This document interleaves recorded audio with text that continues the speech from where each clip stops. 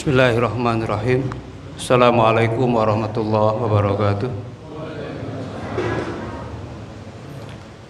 Alhamdulillahirabbil alamin.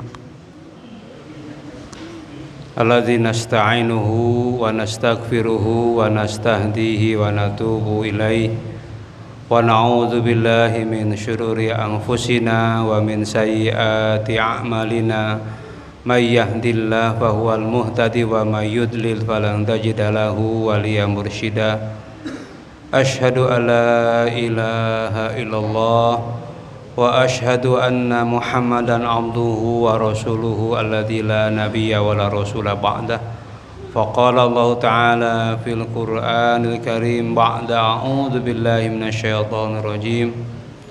Wa may yushaqiqillah wa may yushaqiqir rasula min ba'di ma tabayyana lahul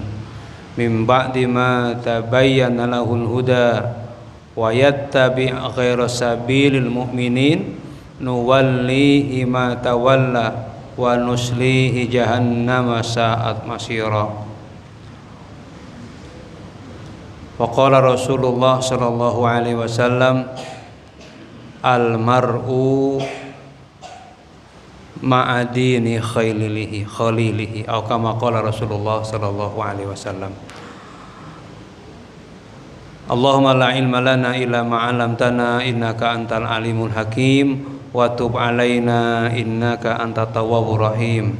Radina billahi rabba wa bil islami dina wa bi Muhammadin nabiyya wa rasula. Rabbi zidni ilman warzuqni fahman. Para bapak, para ibu, jamaah yang dirahmati Allah Subhanahu wa taala, sebelum kita melanjutkan kajian, ada permohonan, ada dari istri jamaah kita, yaitu namanya Ibu Sukiman ya, yang sedang mengalami sakit stroke. Mohon doa dari kita, doa kesembuhan, mudah-mudahan Allah Subhanahu wa taala segera menyembuhkannya dan memudahkan segala urusannya. Allahumma amin. Kita awali dengan bibarakati al-Fatihah. A'udzu billahi minasyaitonir rajim. Bismillahirrahmanirrahim. Alhamdulillahirabbil alamin. Ar-Rahmanir Rahim. Maliki yaumiddin. Iyyaka na'budu wa iyyaka nasta'in. Ihdinas siratal mustaqim. Siratal ladzina an'amta 'alaihim ghairil maghdubi 'alaihim waladdallin. Amin. Allahumma shalli wa sallim wa barik ala nabiyyina Muhammadin sallallahu alaihi wasallam wa ala alihi wa ashabi ajmain bi rahmatika ya arhamar rahimin. Allahumma ighfir lana wa lil mu'minina wal mu'minat wal muslimina wal muslimat al ahya'i minhum wal amwat innaka sami'un qaribun mujibud da'wat ya qadiyal hajat taqabbal minna innaka antas sami'ud du'a wa tub alaina innaka antat tawwabur rahim.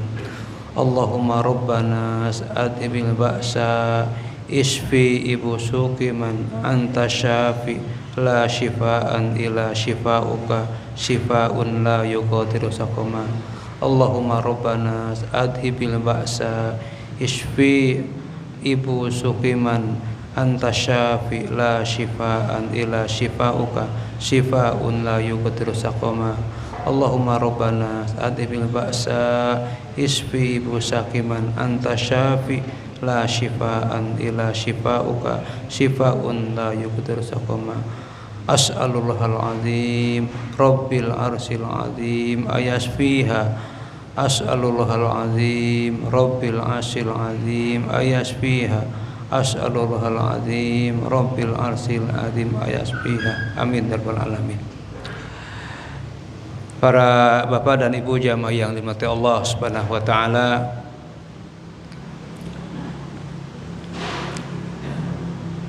dua pekan yang lalu kalau tidak salah ada berakhirnya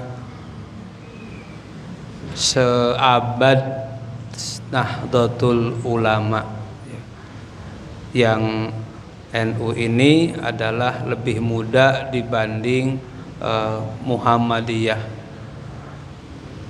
pimpinan Muhammadiyah menyebutkan NU adalah saudara kandung yang bongsor. Nah, karena memang di Indonesia ini paling banyak jamaahnya ataupun anggotanya adalah Nahdlatul Ulama, kisaran 60 juta. Sementara Muhammadiyah kisaran 4 sampai 50 juta anggota. Walau alam, itu kira-kira, tapi yang jelas lebih banyak. Bukan itu yang saya sampaikan, tetapi usai dari acara itu ada seorang bapak di hadapan anak dan mungkin itu istrinya, tapi 2 orang perempuan yang jelas menyatakan bahwa kalau ingin sukses dakwah, kalau ingin menyebarkan Islam yang damai, rahmatan lil alamin, kalau menyontoh Rasulullah SAW terlalu jauh, nah gitu. Contohlah yang sekarang ada, yaitu Presiden Jokowi dan Ahok. Iya, itu ya, loh kok Ahok? Ya kalau mungkin mencontoh Presiden Jokowi karena mungkin semangat maulud alam sawab, ya masih ada Islamnya, walaupun bagaimana tetap ngaku Islam, karena kita lihat di Idul Fitri, Idul Adha beliau sholat, ya. Atau kalau Ahok, yo kan mosok yo. Yang kedua, walau alam bisawab, pernyataan ketua umum Nahdlatul Ulamanya yang ada di internet itu bahwa apa wartawan salah nulis atau nggak tahu, tapi penyataannya adalah piagam PBB adalah sangat cocok untuk perdamaian dunia. Piagam PBB cocok untuk perdamaian dunia. Kalau saya pribadi cocoknya adalah piagam Madinah cocok untuk perdamaian dunia. Kalau piagam PBB yang buat siapa? Walau alam bisawab saya tidak tahu, tapi kalau piagam Madinah itu yang buat adalah Rasulullah SAW, mempraktekkan bagaimana bermuamalah yang di Madinah itu bukan hanya orang Islam, tetapi ada orang Yahudi, ada orang Nasrani di situ. Tetapi yang menjadi aturan adalah Islam, aturan kemasyarakatan adalah Islam, sehingga perdamaian, keadilan tercapai. Dan itu berlanjut sampai masa khilafah, kekhilafan Abu Bakar As-Siddiq radhiyallahu anhu, Umar bin Khattab radhiyallahu anhu, Utsman bin Affan radhiyallahu anhu, Ali bin Abi Thalib, berikutnya sampai khilafah Muawiyah dan lain-lainnya Abbasiyah. Itu adalah melakukan aturan Islam yang menjadi pedoman bernegara, bermuamalah Islam. Sehingga kurang lebih katakanlah masa kejayaannya adalah 8 abad, itu jelas ada contohnya. Jadi kalau menjadikan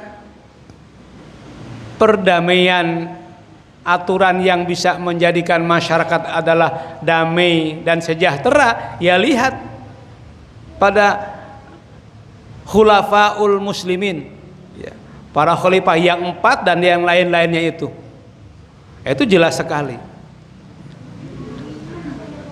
Maksud saya para bapak, para ibu jamaah yang dirahmati Allah Subhanahu wa taala, pernyataan bapak tadi, saya nggak tahu namanya itu.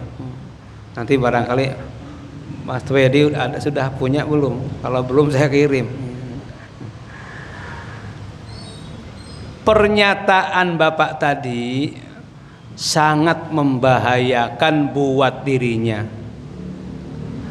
Kalau diunggah dan dilihat oleh orang banyak dan menjadikan acuan walaupun 1-2 orang, nanti akan dimintai tanggung jawab ma yalfadhu min qaulin illa ladaihi raqibun atid. Tidak ada satupun ucapan kecuali nanti dicatat oleh malaikat raqib dan atid, dan diminta tanggung jawab nanti. Apa maksudnya itu? Di mana bahayanya? Bukankah dia pun mengakui, bahkan bukankah Allah menyatakan laqad kana lakum fi Rasulillah uswatun hasanatun. Sungguh telah ada di pribadi Rasulullah itu adalah contoh yang baik. Rasulullah itu manusia yang Masya Allah, Nabi asyraful anbiya lagi, Nabi yang semuanya itu mulia, tetapi ada paling mulia di antara para Nabi, Nabi Muhammad Sallallahu Alaihi Wasallam. Bahkan dalam sebuah hadis Rasul menyabdakan, seandainya para Nabi itu hidup di zamanku, maka semua akan ikut aturanku. Seandainya para Nabi itu hidup di zamanku, akan ikut aturanku. Dan dalam Isra Mi'raj beliau bertemu sama para nabi itu. Allah alam bisawab. Jadi kalau orang mencontoh kehidupan bukan Rasulullah, di mana bahayanya? Bahayanya menurut akidah adalah dia meyakini bahwa ada contoh yang baik atau minimal sama baiknya, apalagi menyatakan lebih baik daripada contoh Rasulullah sallallahu alaihi wasallam, maka batalah Islamnya itu. Kita lihat dulu di surat An-Nisa ayat 114 sama 115.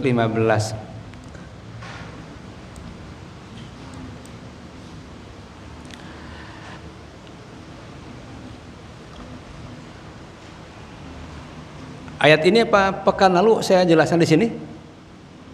Belum, Pak ya? Ya. Saya awali dengan 114. A'udzubillahi minasyaitonirrajim. La khaira fi katsirin min najwahum. Tidak ada sedikit pun, kata Allah, dalam perbincangan, dalam percakapan mereka, illa man amara bisadaqatin, kecuali perbincangan itu isinya dianggap baik apabila satu, isinya tentang menyuruh bersedekah. Jadi nggak ada perbincangan yang dianggap baik oleh Allah kecuali di dalamnya ada satu, menyuruh bersedekah, au ma'rufin, atau menyuruh berbuat baik. Baru perbincangan itu bernilai baik di sisi Allah. Yang kedua, yang ketiga adalah au islahin bainan nas, atau melakukan perdamaian di antara manusia. Maksudnya ada yang percekcokan, ada pertengkaran, maka ucapan itu akan ada baiknya. Jadi tiga hal dianggap baik dalam perbincangan bila mengandung salah satu dari tiga itu, syukur tiga-tiganya. Jadi pertama adalah menyuruh sedekah atau membincangkan sedekah. Contoh barangkali ini tiap hari yang sedekah berkah tuh Ahad Pak, Jumat ini Pak. Jumat berkah ya. Jumat barokah itu. Jumat berkah ada pembagian apa Pak, sayur apa? Sayur makan bersama nggih. Ayo siapa yang mau infak, yang mau sedekah, nah gitu. Jadi terus keluarga itu membicarakan berapa atau barang apa, sedekah dengan harta atau sedekah menyebarkan atau sedekah dengan tenaga dan macam-macam itu. Ya. Contoh seperti itu. Wa may yaf'al dzalika, barang siapa yang melakukan itu, Di antara tiga itu, barang siapa yang melakukan menyuruh sedekah atau menyuruh pada kebaikan atau memperbaiki hubungan.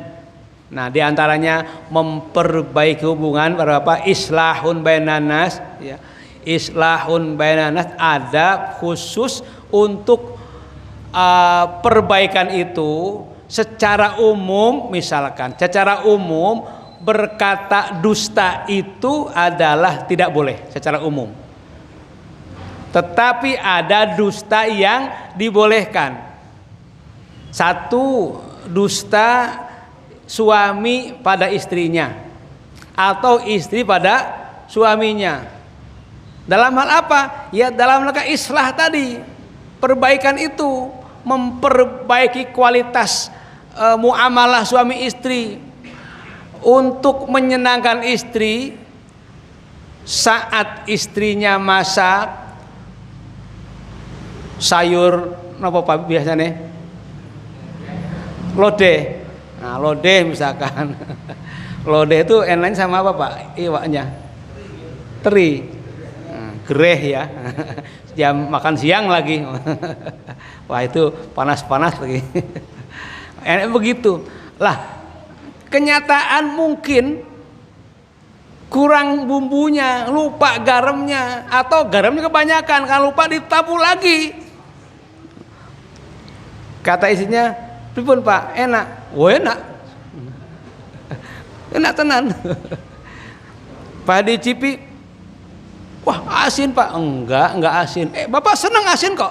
"Oh, kamu tahu Bapak hari ini senang asin?" Masya Allah. Nah, itu untuk menyenangkan, tenang. Maka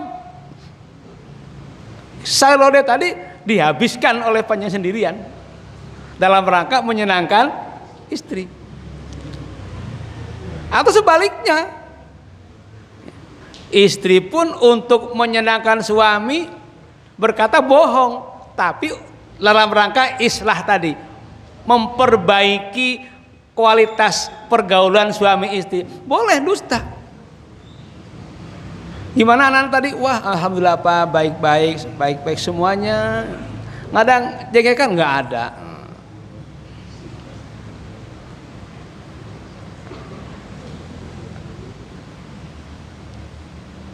Apalagi Pak, yang ngerti ibu-ibu tuh biasanya. Pokoknya berkata yang baik supaya menyenangkan suami. Nyuci, "Mah, capek enggak? Perlu bantu? Enggak perlu, biar nama aja, masih kuat kok." Udah sampai gini, kuat. Menyerahkan suami. Yang pertama itu. Yang kedua, jadi boleh berdusta suami pada istri atau sebaliknya dalam rangka islah tadi. Yang kedua adalah ketika ada seorang salah paham dengan satu A sama si B sehingga muncul pertengkaran, kita penengahnya datang kepada si A.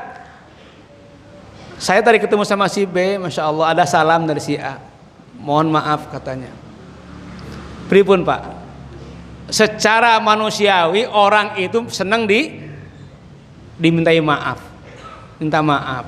Padahal tidak ngomong apa-apa, tapi tadi saya ketemu si B, minta maaf. Ketemu si A, saya ketemu B, bilang juga, "Saya tadi ketemu si A, Masya Allah, mau ketemu situ jadi mau minta maaf." Masya Allah, bisa bertemu dua-duanya kalau perlu minta maaf. Masya Allah, iya toh, iya mau minta maaf. Maka nanti ketika ketemu dua-dua minta maaf. Itu dusta, tapi boleh. Jadi untuk mendamaikan orang yang berperkara. Yang ketiga, dusta dalam perang. Maka dalam perang ini Rasul menyabdakan al-harbu khid'atun. Perang itu memang tipu daya. Tidak boleh saya musuh perang. Berapa jumlahnya? Oh, saya 3.000. Tidak boleh. Berapa?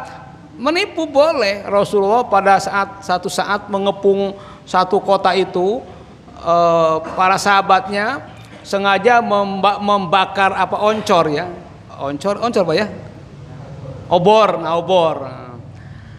Saat itu biasanya kalau bawa obor itu pimpinannya, maka beliau meminta kepada pasukannya masing-masing bawa obor dan keliling. Begitu lihat malam hari bawa obor semua, musuh ketakutan. Wah, orang Islam banyak jumlahnya, padahal hanya obornya saja. Tidak boleh dalam perang boleh berkata dusta. 3 yang dibolehkan itu dalam rangka islahun bainan nas. Baik. Berikutnya adalah wa mayyab azalika ibtigha amaratillah. Barang siapa yang melakukan itu semata-mata karena mencari ridho Allah, fasawfa nu'tihi ajron azima. Kami akan memberikan kepadanya pahala yang luar biasa. Nah, ini yang poinnya di ayat 115, wa may yusyakikir rasul. Barang siapa yusyakiki rasul, yusyakiki rasul artinya dalam tafsirnya di sini yu'anid. Yu'anid itu ngeyel, membantah, ndak mau ikut rasul. Padahal ya orang beriman, ini cerita orang beriman. Kalau orang kafir ya memang jelas kafir. Ini ngaku beriman tetapi membantah Rasul.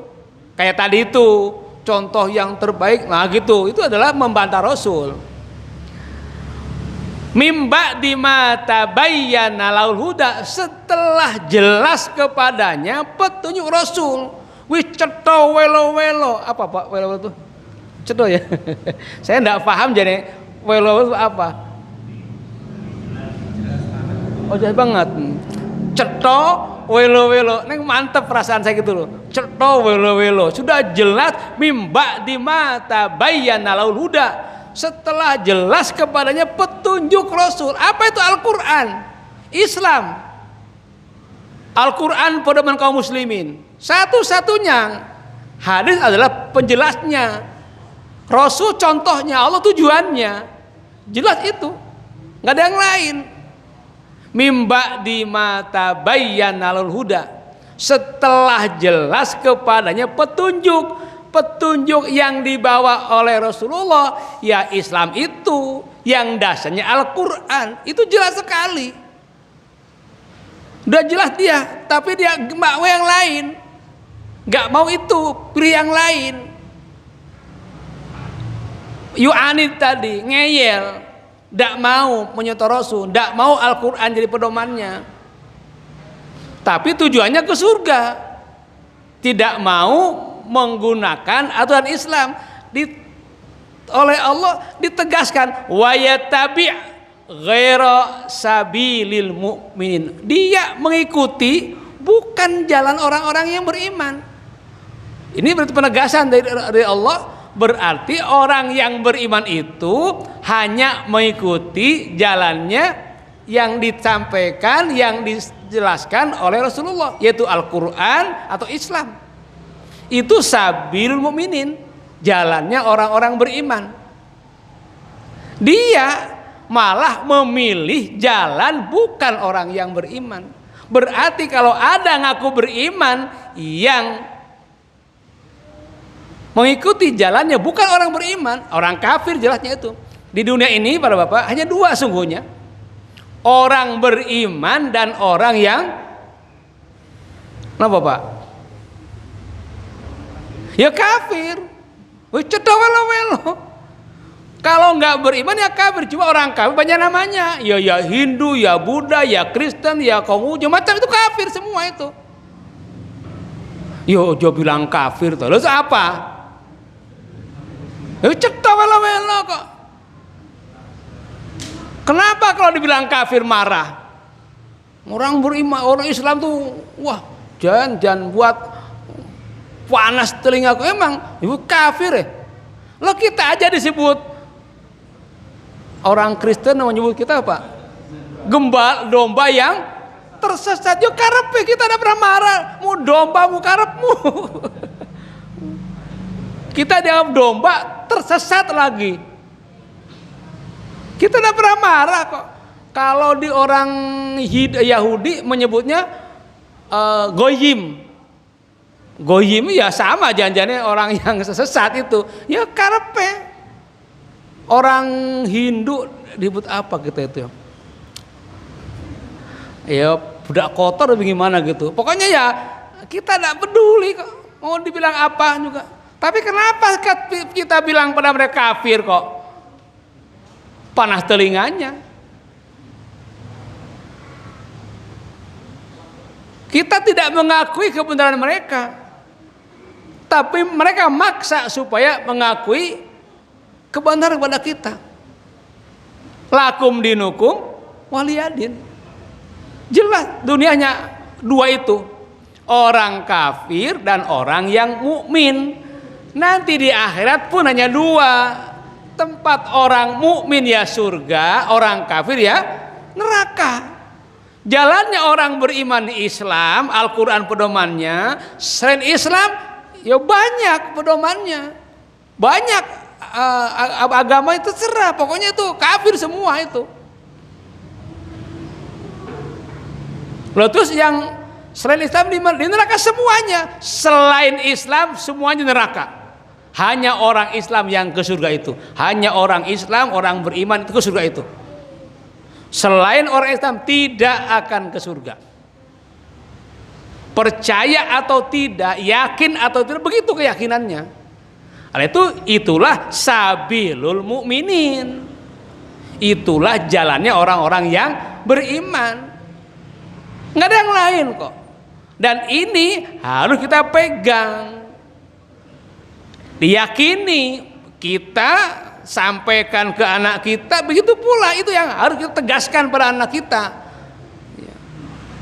Itu lebih utama dan paling utama mendidik anak kita, menyampaikan bahwa Allah adalah yang harus kita ibadahi, Islam agama kita, Al-Quran pedomannya, Rasulullah SAW, itu saja sungguhnya. Sudah, kalau anak sudah paham itu selamat Pak. Iya, sudah benar hidupnya itu.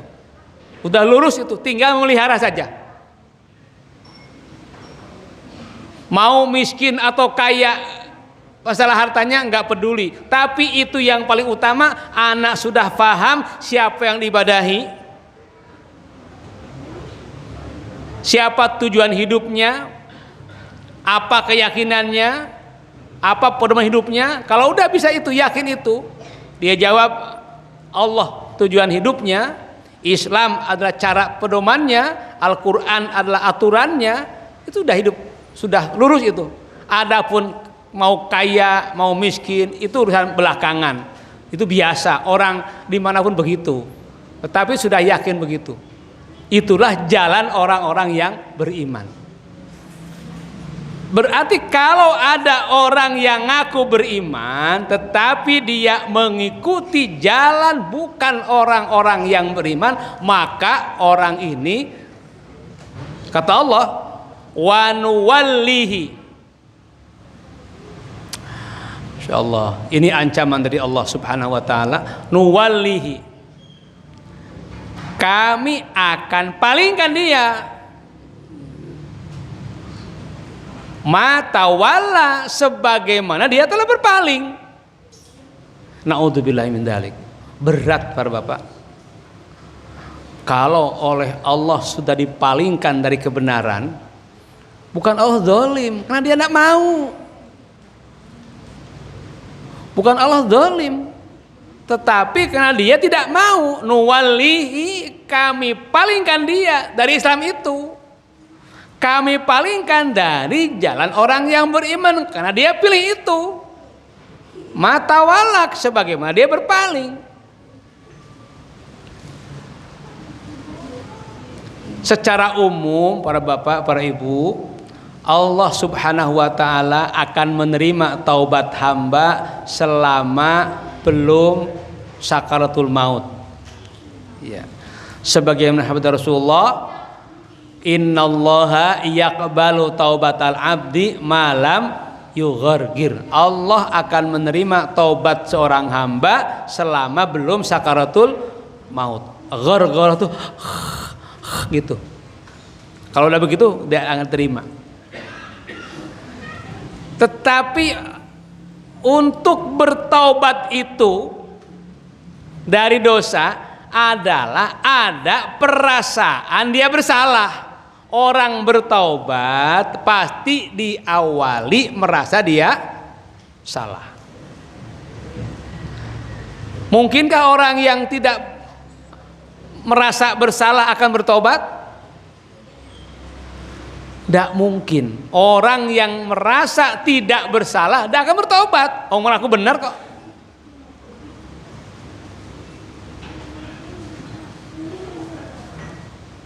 Jadi orang yang bertobat itu adalah jalan pintunya dia merasa salah sehingga dia bertobat. Walau alam bagaimana cara dia merasa salah itu, apa ada yang mengingatkan atau berdebat. Tapi kalau berdebat, kalau dia merasa benar tetap aja, kalau Allah sudah menutup hatinya merasa benar terus. Bahkan dalam ayat wa yahsabuna annahum muhtadun, bahkan mereka mengira bahwa mereka berada dalam petunjuk Allah. Ini bahayanya para bapak, Bapak Ibu sekalian, orang yang oleh Allah Subhanahu wa taala dipalingkan, matawala, kan dia berpaling. Maka ada ungkapan para ulama, para bapak, para ibu jemaah sekalian, kalau hati kita sudah tidak nyaman, bahkan maaf, kalau hati kita sudah tidak merasa kehilangan hari ini belum baca Al-Quran, maka segeralah bertaubat. Kalau hari ini kita tidak merasa kehilangan, tidak merasa gelo, belum baca Al-Quran, segeralah bertobat sebelum berlanjut terus. Karena lama kelamaan biasa tidak baca Al-Quran. Itu awal dari nanti kesesatan. Sudah awal berpaling, biasa ngaji sepekan katakanlah 3 kali, mulai berkurang jadi 2 kali, 1 kali, jadi sebulan sekali, bahkan 2 bulan sekali. Itu adalah awal dari tawalla, berpaling. Bukankah dulu pernah ada zaman sahabat, zaman Rasulullah, seorang yang bernama sinten niku Pak, yang sampai zakatnya nggak diterima itu, Sa'labah. Kan begitu. Saat kayanya mulai sibuk dengan hartanya. Awalnya sholatnya paling awal, ke masjid paling dulu, tetapi seiring dengan kekayaan bertambah, berkurang. Wallahu a'lam. Itu contoh buruk. Jadi awal dari berpaling dari ayat Allah adalah karena dia gak mau. Mungkin satu hal awalnya tidak mau. Maaf para bapak, para ibu, yang paling tidak disukai oleh umumnya kaum muslimah, yang awam, yang umumnya, yang paling tidak disukai syariat Islam dalam oleh para wanita, bab nopo Pak, Bu, Bapak, Bu, yang tidak disukai para ibu nopo? Untanya ibu, yang jawab bapak. Bu, yang paling tidak disukai oleh umumnya ibu-ibu apa Bu syariat Islam itu? Oh, nggak tahu berarti ya. Nggak ada nggak suka kalau ibu di sini. Para bapak malah jawabnya karena bapak seneng. Kesenangan bapak penderitaan buat ibu. Secara umum begitu, nggak disukai poligami itu oleh para ibu, oleh wanita. Nah, yang paling banyak atau syariat yang paling banyak tidak disukai oleh laki-laki nopo Pak? Loh kok yang ibu ngerti? Jawab. Nek Bapak ndak ngerti pada bener wae lho. Napa Pak? Syariat Islam. Dan itu kata Allah begitu kok.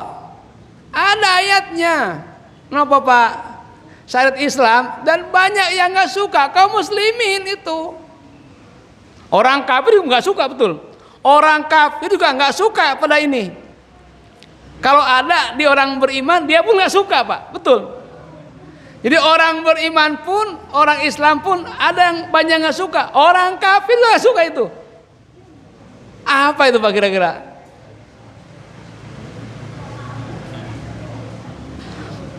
Kalau sholat, masa orang kafir sholat? Orang beriman, apa kira-kira Pak? Ini syariat yang paling nggak disukai. Padahal menurut Allah itu paling suka itu. Allah menyukainya, orang beriman ada yang nggak suka, banyak nggak suka. Orang kafir juga nggak suka ini.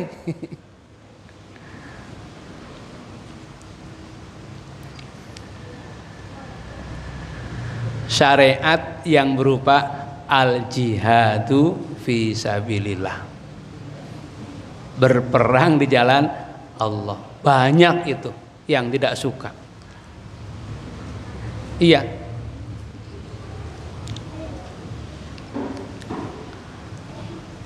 Orang beriman banyak yang tidak suka. Maka hati-hati juga ini. Kalau bisa ya pilih yang lain. Tetapi kalau imannya mantep, oh masya Allah, para sahabat tuh, masya Allah, masya Allah. Allah memberikan ke pengecualian kepada orang-orang yang beriman tidak mampu dalam berjihad, dalam artian gak punya harta. Ada tuh kejadian zaman Rasulullah SAW meminta para sahabatnya mengeluarkan hartanya, sehingga Abu Bakar As-Siddiq seluruh hartanya, Umar bin Khattab separuh hartanya, Utsman juga begitu, Ali begitu. Pokoknya jor-joran perang itu. Nah sahabat yang lain tidak punya apa-apa, hanya datang ikut mengikut, tetapi kenyataan kudanya sudah habis, untanya sudah habis. Masih banyak kaum muslimin yang belum naik kuda. Terus kata Rasulullah, ya sudah, karena kudanya sudah habis, nggak ada lagi, kalian pulang. Pak, kalau kita perang suruh pulang, sedih apa gembira Pak? Nggak usah jauh-jauh lah. Kalau ada kegiatan apa itu kerja bakti, terus kita sudah bawa alat-alat apa ke tempat kerja bakti, nggak bawa apa-apa. Oh Pak, jenengan sabun sepuh, nonggo anu mawon, apa kundur mawon. Senang apa sedih Pak? Oh senang banget ya, wis pisan. Para sahabat begitu Pak. Para sahabat datang ke Rasul, ke siap-siap perangan, tapi karena sudah habis kudanya, untanya, sehingga nggak ada yang naik lagi, maka Rasul menyuruh dah pulang saja. Masya Allah. Mereka pergi dalam keadaan hajanan, tafidu minad dam'i, mengucurkan air mata, tenanan. Hajanan min anfusihim, karena sedih. Aku ndak punya apa-apa, ya Allah. Miskin aku ndak bisa ikut. Karena iman tenanan. Kesempatan berjihad nggak ada, nggak ikut perang. Kenapa? Ndak punya alat-alatnya. Itu para sahabat dulu.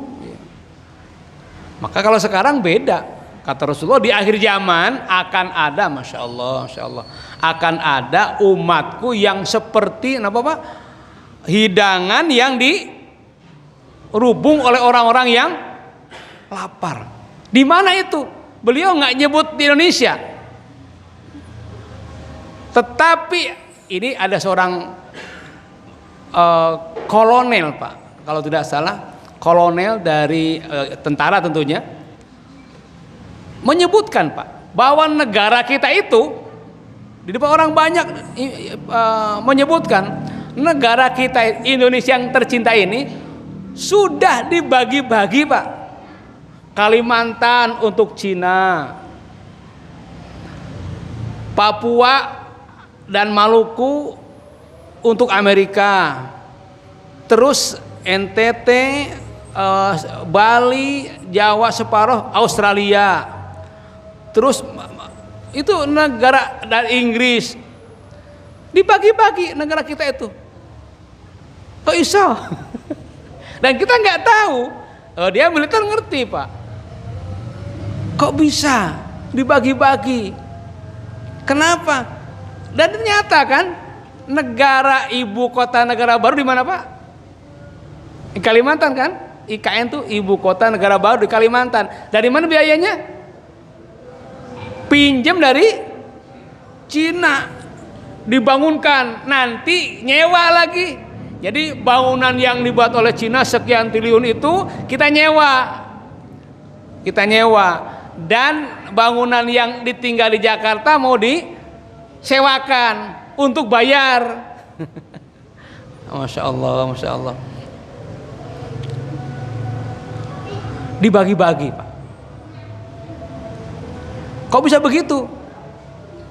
Kalau menurut Rasulullah, karena apa? Idza tabayatum bil ainah. Kalau kalian sudah sibuk dengan berjual beli yang tidak lepas dari riba, wattaba'tum adnabal baqar, dan mengikuti ekor sapi, waraditum bizar'i, dan kalian rela dengan pertanian. Maksudnya duit, dunia, dagang, usaha, ekonomi, terus pikirkan itu.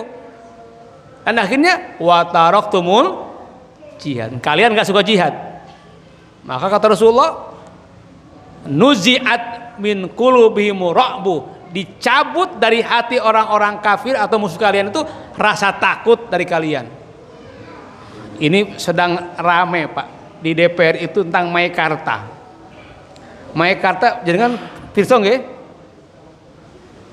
Meikarta di mana Meikarta Pak? Meikarta kalau ke Jakarta itu sejak tol apa niku? Ada kan Meikarta itu, Masya Allah, antara Jawa Barat itu sama Banten itu kota besar. Meikarta menyaingi Jakarta, namanya Meikarta. Dari mana biayanya itu? Dan udah jadi Pak. Sebelum udah jadi, Masya Allah, itu ruko-ruko 2 lantai 3 lantai, jalannya mulus, tetapi ada tulisan Shanghai. Shanghai itu mana Pak? Loh kok ada di Meikarta Shanghai itu? Dan semuanya arsiteknya Cina itu. Memang dijual untuk umum, tetapi sebulan cicilannya 50 juta Pak. Pripun jenengan pada tumbas? Sebulan 50 juta, berapa tahun? Walau alam bisawab. Ada orang sekedar jalan-jalan, tidak boleh masuk Pak, jalan-jalan pakai motor dihalangi, ada petugasan, tidak boleh masuk. Masya Allah, jelas berarti dari bagi-bagi. Kenapa? Ya kalau kembali pada hadis Rasulullah, karena kalian orang Islam tidak suka kepada jihad. Mereka sudah ada depan kita. Masya Allah, Masya Allah. Kembali bahwa bahayanya seorang muslim meyakini ada jalan hidup selain Islam, maka batalah Islam itu. Dan ini banyak yang tidak mengerti para bapak. Berarti kita harus istiqomah. Ya Islam pedomanku, hidup matiku Islam, apapun itu Islam. Nggak ada yang lebih baik dari Islam. Begitu mestinya. Jangan ikuti aturan yang lain, hanya Islam yang kita ikuti. Dan Islam tidak akan membawa keselamatan. Hanya Islam yang akan membawa keselamatan. Selain Islam tidak akan terwujud keadilan, tidak akan terwujud kedamaian, tidak akan selamat di akhirat, tidak akan. Hanya Islam yang akan di dunia adil, sejahtera, di akhirat selamat dari adab api neraka. Itu jaminannya. Mudah-mudahan kita diyakinkan oleh Allah Subhanahu wa taala, sampai juga keluarga kita, anak turunan kita, supaya tetap dalam iman dan Islam. Allahumma amin. Demikian, mudah-mudahan bermanfaat. Kalau lebihnya mohon maaf. Wallahu a'lam bishawab. Subhanakallahumma rabbana wa bihamdika asyhadu an la ilaha illa anta astaghfiruka wa atubu ilaik. Walhamdulillahi rabbil alamin. Wassalamualaikum warahmatullahi wabarakatuh.